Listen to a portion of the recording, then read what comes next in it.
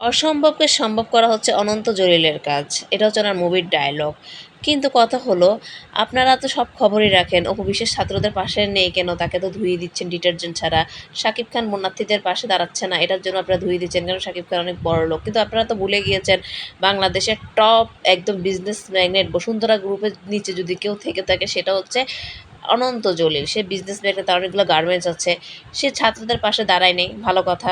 সে দেশে কোনো পরিস্থিতি থাকে না। কিন্তু এবার বন্যার্থীদের পাশে তো দাঁড়ানো উচিত ছিল। কি বলেন? তার চাইতে আমি মনে করি যে হিরো আলম অনেক বেশি ভালো। হিরো আলমের যতটুকু আছে তার মানে অতটুকু দিয়েই সে মানুষের পাশে দাঁড়ানোর চেষ্টা করে। ছাত্রদের পাশেও ছিল, বন্যার্থীদের পাশে আছে। কিন্তু অনন্ত জলিল কি করছে? কিন্তু তার বউ তো আছে শিশিরকে নিয়ে খোঁচা দেয়া, অমুকরে নিয়ে খোঁচা। কি ব্যাপার? আপনারা দেখে অনন্ত জলিলকে ভুলেই গেলেন? এত তাড়াতাড়ি ভুললে চলবে? ছাত্র আন্দোলনে ছিল না, গা বাঁচিয়ে চলেছে। কিন্তু বন্যার্থীদের পাশে তো দাঁড়ানো উচিত। উনি হচ্ছে বাংলাদেশের বিজনেস ম্যাগনেট, যার অনেকগুলো গার্মেন্টস আছে, ব্যবসা প্রতিষ্ঠান আছে। তার তো দাঁড়ানো উচিত, তাই না? অপু বিশ্বাসের ডাইহার্ট ফ্যানগুলোকে মানুষের জন্য ব্রেনলেস বলে। বলে অপু বিশ্বাসের ফ্যানগুলো হচ্ছে ব্রেনলেস।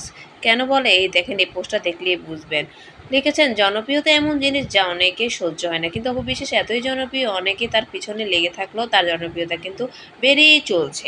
হাজারো সমালোচনা আলোচনা থাকলেও তিনি ফেসবুকে সবচেয়ে বেশি আলোচিত একজন নারী। ও মাই গড! এর মধ্যে আরেকটি গুরুত্বপূর্ণ নিউজ হচ্ছে সাবেক বিচারপতি মানিক মিয়া কট খেয়েছেন। উনি এখন সেনাবাহিনীর হেফাজতে আছেন। আর উনি যে উত্তেজিত, খুবই রাগী মানুষ, তার ওই ইন্টারভিউতে দেখে বোঝা গেল। রাবিশ কথা বলবেন না, উপস্থাপিকা যে ভাইরাল হলো। ওনার ওই ইন্টারভিউটা দেখে আমার এখন শুধু সবার কাছে আবেদন, মানে বর্তমান সরকার উপদেষ্টার কাছে আবেদন, ওনার সময় যতগুলা বিচার হয়েছে এগুলো নতুন করে তদন্ত করা উচিত।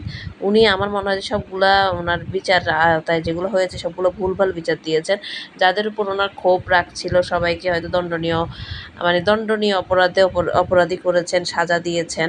আমার মনে হয় এগুলো তদন্ত করে যাদেরকে সাজা দিয়েছেন তাদেরকে সাজা মকুব করে দিয়ে তাদেরকে দিনের আলো দেখানো উচিত।